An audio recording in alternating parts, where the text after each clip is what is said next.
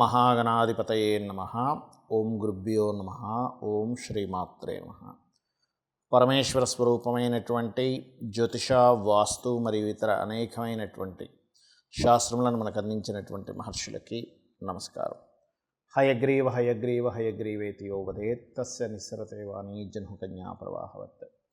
అరుణాం కరుణాతరంగితాక్షీం ధృతపాశాంకుశపుష్పబాణచాపాం అనిమాదిభిరావృతాం మయూకైః అహమిత్యేవ విభావయే భవానీం. శ్రీమాత్రే నమః.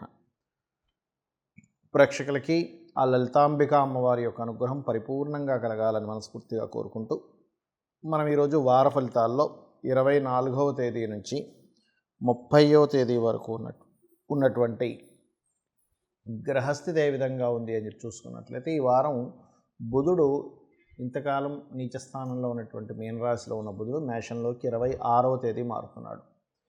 అలాగే మేషంలో గురువుతో కలిసి ఉన్నటువంటి బుధుడు 26వ తేదీ నుంచి, అంతకుముందు బుధుడు రవి రాహువుతో కలిసి మీనంలో ఉన్నాడు. అలాగే చంద్రుడు ఈ వారం మొత్తం కూడా సింహరాశి నుంచి వృశ్చిక రాశి వరకు ప్రయాణం జరుగుతుంది. కన్యారాశిలో కేతువు, కుంభరాశిలో శుక్ర శని కుజుల యొక్క సంచారం జరుగుతుంది. ఇక ఈ యొక్క గ్రహస్థితిని అనుసరించి ద్వాదశ లగ్నాల వాళ్ళకి, లగ్నం తెలియని వారి రాశివారు ముఖ్యంగా ఏ విషయాలు మీకు బాగా కలిసి రానున్నాయి, ఏ విషయాల పట్ల మీరు జాగ్రత్త తీసుకోవాలి, దేవతా ఆరాధన, గోసేవ, గ్రహారాధన ఏం చేసుకోవాలనేటువంటి విషయాన్ని మనం ఒక్కొక్కటిగా తెలుసుకుందాం. కర్కాటక లగ్నము, కర్కాటక రాశి. కర్కాటకం వారికి కనుక చూసుకున్నట్లయితే గురువు దశమ స్థానంలో ఉంటూ 2వ స్థానాన్ని చక్కగా వీక్షిస్తున్నాడు కాబట్టి ఫైనాన్షియల్ మ్యాటర్స్ సంబంధించిన విషయంలో ఇబ్బంది అనేటువంటిది ఉండదు. గతంలో పెట్టినటువంటి ఇన్వెస్ట్మెంట్స్, గతంలో చేసినటువంటి కొన్ని ప్రామిస్లు, కొన్ని కమ్యూనికేషన్స్ ఇవన్నీ కాస్త 26వ తేదీ నుంచి బుధుడు ఎప్పుడైతే గురువును కలుస్తుంటాడో అక్కడి నుంచి కొంతవరకు మీరు గతంలో ఏదైతే పోరాడారో, దేని గురించి అయితే పాటుపడ్డారో, దేని గురించి అయితే శ్రమించారో ఆ శ్రమకి ఫలితం 26వ తేదీ గురువుని బుధుడు కలవడంతో మీకు ఆ ఫలితం రానుంది, గుర్తుపెట్టుకోండి. అలాగే మరొక విషయం ఏంటంటే, ఇక్కడ ఎంత లేదన్నా 3వ స్థానంలో కేతు ఉన్నాడు కాబట్టి కాస్త ఏదైనా ఇంటర్వ్యూస్కి వెళ్ళినప్పుడు, పెళ్లి సంబంధాలు కుదుర్చుకునేటప్పుడు ఒక్కసారి గణపతిని తలుచుకోండి. అలాగే కాస్త వాహనం మీద వెళ్ళేటప్పుడు మాత్రం ఈ వారం కాస్త జాగ్రత్తగా ఉండండి. చతుర్థ అధిపతి అయినటువంటి శుక్రుడు శని కుజులతో కలిసి ఉంటున్నారు. అంటే వాహనం మీద నేను నడపనండి, వెనకాతలు కూర్చుంటాను, నడిపే వారిని కూడా స్లోగా నడపమని చెప్పండి. ఏమంటే నేను అసలు వాహనం ఎక్కనండి, రోడ్డు దాటేటప్పుడు జాగ్రత్తగా ఉండండి. ఇంట్లో ఏదైనా పవర్ రిలేటెడ్ వర్క్స్ చేసేటప్పుడు, ఎందుకంటే చతుర్థాధిపతి శుక్రుడు కుజుడితో కలిసి ఉన్నాడు, శని కుజులతో కలిసి ఉన్నాడు. ఇది చాలా జాగ్రత్తగా చూసుకోవాల్సిన అంశం. ఇది కేవలం వాహనం అనే కాదు, గృహ నిర్మాణ సంబంధించిన విషయంలోని. మరియు మనం ఏ తప్పు చేయకపోయినా ఒక్కోసారి మనం దోషులుగా అయిపోవాల్సి వస్తూ ఉంటుంది. అటువంటి విషయాల పట్ల కాస్త జాగ్రత్తగా ఉండండి. తల్లిగారు ఆరోగ్య విషయంలో జాగ్రత్తగా ఉండండి. సహజంగానే మీకు కాస్త అష్టమ శని నడుస్తున్నాడు. అయితే ఒకటే చెప్తాను, మీకు గుర్తుపెట్టుకోండి, ఏవి ఎలా ఉన్న అమ్మవారిని స్మరించారా అన్ని తొలగిపోతాయి, గుర్తుపెట్టుకోండి. అలాగే కాస్త ఈ ఐవీఎఫ్లు ఇట్లాంటివి చేయించుకునేవారు కూడా కొంత జాగ్రత్తగా ఉండాలి. బట్ ఫ్రూట్ఫుల్ ఫలితాలు వస్తాయి, అందులో ఎటువంటి సందేహం లేదు. కాస్త స్నేహితులతో తెలియించిన ఘర్షణ వాతావరణం మాత్రం మీకు కలిగిస్తుంది కాబట్టి ఈ యొక్క విషయాల్లో కాస్త జాగ్రత్తగా ఉండండి. ఫైనాన్షియల్గా మంచి గ్రోత్ ఉంది, కొత్త ఉద్యోగ అవకాశాలు వస్తాయి, అందులో ఎటువంటి సందేహం లేదు. మరియు అదేవిధంగా చూసుకున్నట్లయితే కాస్త పితృదేవత ఆరాధన ఎక్కువగా చేయండి. అష్టమ స్థానంలో శని ఎలా ఉన్నాడో భాగ్యస్థానంలో రాహు ఉన్నాడు కాబట్టి మరి పితృదేవత ఆరాధన అనేటువంటిది మీకు శని సంబంధించినటువంటి దోషము తగ్గుతుంది, దాని ద్వారా పితృదేవతల యొక్క అనుగ్రహం కూడా లభిస్తుంది. అయితే ఈ 26వ తేదీ నుంచి మీరు చేసేటువంటి ఇన్వెస్ట్మెంట్స్ రిలేటెడ్ సంబంధించిన విషయంలో చాలా మటుకు మీకు మంచి ఫలితాలు కనబడతాయి అనేటువంటిది మాత్రం ఇక్కడ సూచన కనిపిస్తుంది. అయితే ఈ కర్కాటకం వారు ఒకటే గుర్తుపెట్టుకోండి, మంగళవారాలు ఎటువంటి అగ్రిమెంట్స్ చేయకండి. ఇప్పుడు మాత్రమే, ప్రతిసారి కాదు, గుర్తుపెట్టుకోండి.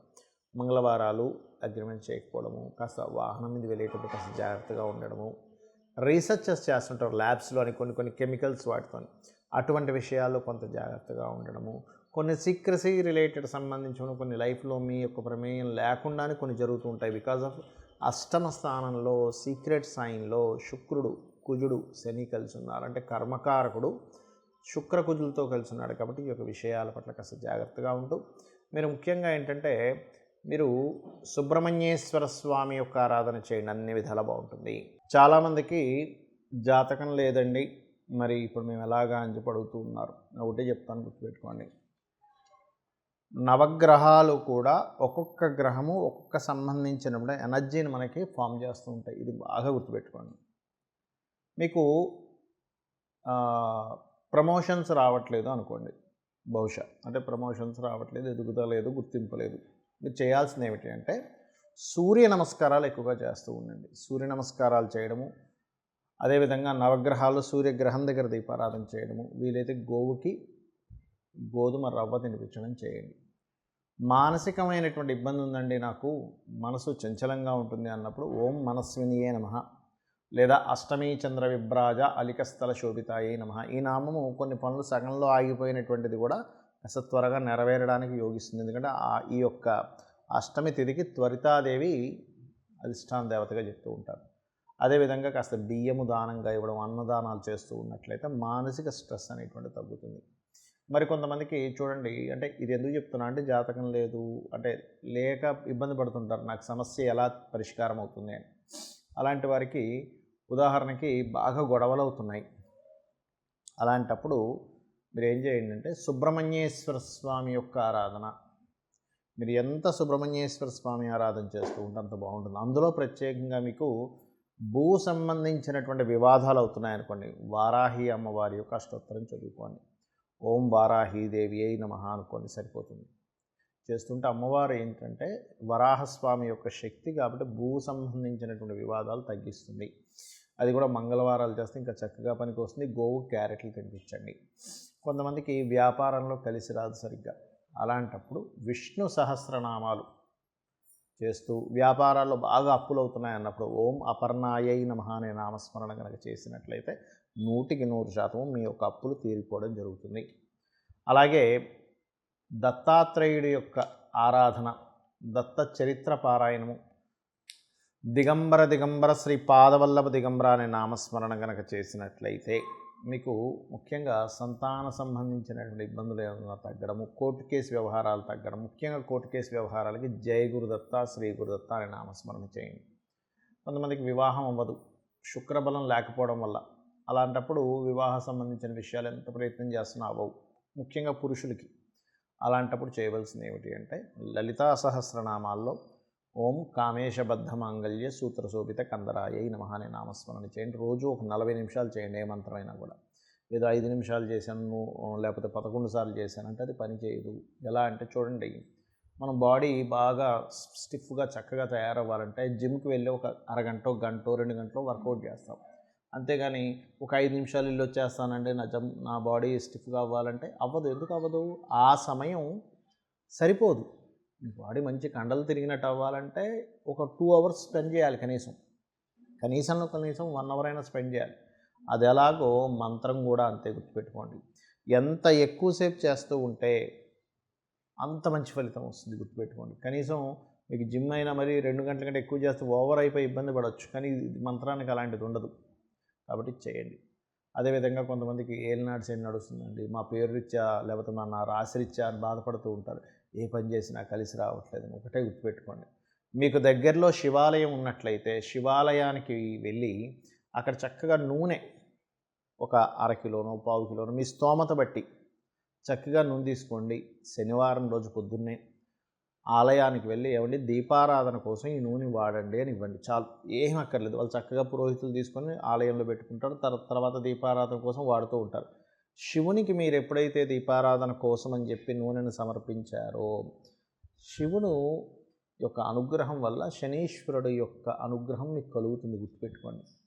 అదేవిధంగా రాహుకేతువుల దోషాలు ఉంటాయి కొంతమందికి. అంటే రాహుదోషం ఉన్నప్పుడు ఏమవుతుందంటే మోసపోవడాలు కానీ లేకపోతే భ్రమలో బ్రతకడం కానీ, ఏమవుతుందో అర్థం కాని స్థితిలోకి వెళ్ళిపోవడం కానీ, ఒక సుడిగుండంలోకి వెళ్ళిపోయినట్టుగా అప్పులు ఎక్కువైపోయి చుట్టూ 4 దిక్కుల నుంచి ప్రాబ్లమ్స్ వచ్చేసి ఆయనకి ఏం చేయాలో అర్థం కాక స్థితిలోకి వెళ్ళిపోతుంటారు. అలాంటప్పుడు ఒక్కటే ఒక మార్గం గుర్తుపెట్టుకోండి, అదేమిటంటే ఓం దుమ్ దుర్గాయ నమః. దుర్గాదేవిని సాక్షాత్ అమ్మవారు నా తల్లి అనుకొని భావిస్తూ ఓం దుమ్ దుర్గాయ నమః, నా తల్లి నాకుండగా నాకేంటి భయము అన్నట్టుగా దుర్గాదేవిని తలుచుకోండి. ఖచ్చితంగా అమ్మవారు మీ యొక్క స్థితిని ఒక మాయ తొలగించినట్టుగా తొలగించేసి మీకు తెలియని ఒక ధైర్యాన్ని ఇస్తుంది. ఇక్కడ ఏమవుతుందంటే సిచ్యువేషన్స్ అందరికీ ఉంటాయి, బ్యాడ్ సిచ్యువేషన్స్, గుడ్ సిచ్యువేషన్స్ అందరికీ ఉంటాయి ప్రపంచంలో. ఎవరైతే ఆ మాయలో పడకుండా ఇది శాశ్వతం కాదు, దీని నుంచి నేను ఖచ్చితంగా బయటపడతాను, నేను అమ్మవారిని నమ్ముకున్నాను, నా ప్రయత్నం నేను నమ్ముకున్నాను, ఎవరైతే ఆ ప్రయత్నం కూడా అమ్మవారే అని ఎవరైతే భావించి ముందుకు వెళ్తారో ఖచ్చితంగా వారు బయటపడతారు, గుర్తుపెట్టుకోండి. అది దానికి నామం ఏమిటి? ఓం దుమ్ దుర్గాయ నమః. ముఖ్యంగా రాహుగ్రహం దగ్గర దీపారాధన చేసి రోజు ఒక అరగంట సేపు కూర్చొని చేయండి. ప్రతిదీ ఆటంకం అండి, అందరికీ తెలుసు. ఆటంకాలను తొలగించే భగవంతుడు ఎవరు? మనకి గణపతి. ఓం గం గణాధిపతయే నమః.